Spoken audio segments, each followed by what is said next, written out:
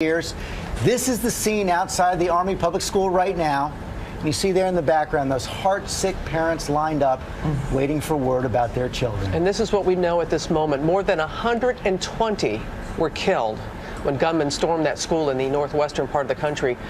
The overwhelming majority of the victims are students from grades 1 to 10. Dozens of other children wounded in the siege, and they were seen being carried out of the school to ambulances. The Taliban is already claiming responsibility for the brutal attack. ABC's Martha Raddatz tracking all the latest. Good morning, Martha.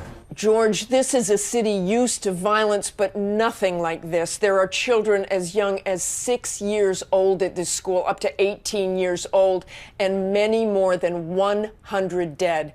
It began with a small number of Taliban gunmen storming into the school, going room to room, opening fire. Suicide vests also used, the Pakistani military responding, and parents began flooding to the school to try desperately to find their children. Most of the dead are children of military officers. At around 10:30 there was a function inside the hall.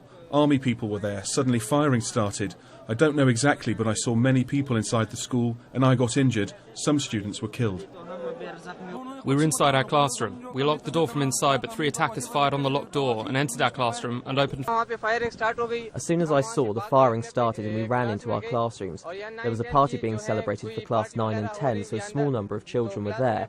On the upper story, there were exams being held for classes 11 and 12. I saw there were 6, 7 men. They were entering every class and they were beating children.